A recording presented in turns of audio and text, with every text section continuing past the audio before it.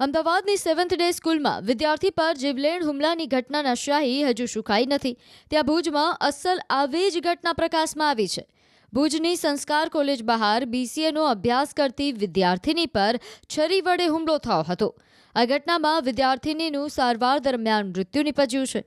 મહત્વનું છે કે આ ઘટના સમયે વિદ્યાર્થીનીના બચાવમાં ઉતરેલા તેના મિત્રને પણ હુમલાખોર દ્વારા છરીના ઘા ઝીંકવામાં આવ્યા હતા અને હુમલાખોર ભાગી છૂટ્યો હતો. હુમલાના બનાવના પગલે આસપાસના લોકો ઘટના સ્થળે દોડી આવ્યા હતા અને ઇજાગ્રસ્તોને નજીકના દવાખાને સારવાર અર્થે GK જનરલ હોસ્પિટલમાં ખસેડાયા હતા, જ્યાં વિદ્યાર્થીનીનું કમકમાટીભર્યું મૃત્યુ નિપજ્યું. તો આ તરફ પોલીસે આરોપી મોહિત સિદ્ધુપુરાને ગણતરીના કલાકોમાં દબોચી લઈને કાયદેસરની કાર્યવાહી હાથ ધરી છે.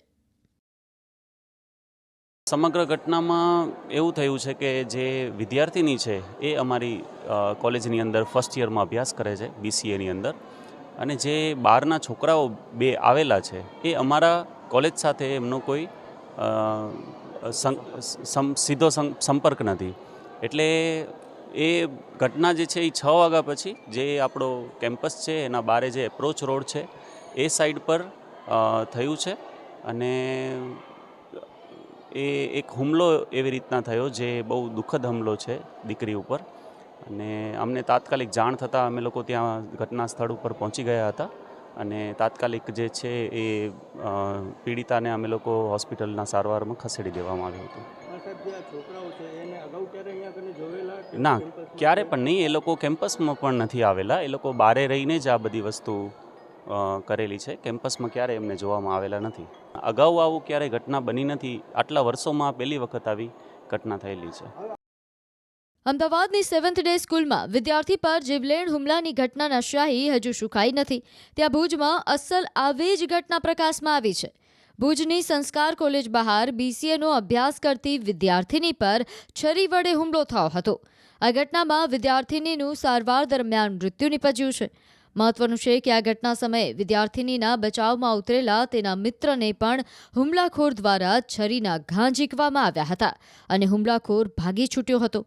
હુમલાના બનાવના પગલે આસપાસના લોકો ઘટના સ્થળે દોડી આવ્યા હતા અને ઇજાગ્રસ્તોને નજીકના દવાખાને સારવાર અર્થે GK જનરલ હોસ્પિટલમાં ખસેડાયા હતા, જ્યાં વિદ્યાર્થીનીનું કમકમાટીભર્યું મૃત્યુ નિપજ્યું.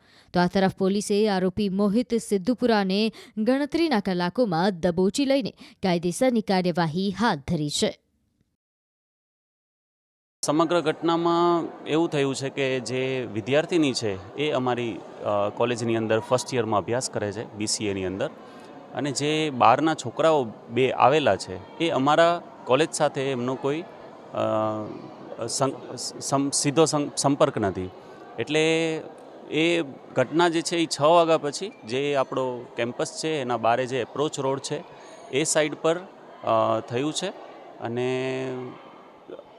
એ એક હુમલો એવી રીતના થયો જે બહુ દુઃખદ હુમલો છે દીકરી ઉપર. અને અમને તાત્કાલિક જાણ થતાં અમે લોકો ત્યાં ઘટના સ્થળ ઉપર પહોંચી ગયા હતા અને તાત્કાલિક જે છે એ પીડિતાને અમે લોકો હોસ્પિટલના સારવારમાં ખસેડી દેવામાં આવ્યું હતું. ના, ક્યારે પણ નહીં. એ લોકો કેમ્પસમાં પણ નથી આવેલા. એ લોકો બારે રહીને જ આ બધી વસ્તુ કરેલી છે. કેમ્પસમાં ક્યારેય એમને જોવામાં આવેલા નથી. અગાઉ આવું ક્યારેય ઘટના બની નથી. આટલા વર્ષોમાં પહેલી વખત આવી ઘટના થયેલી છે.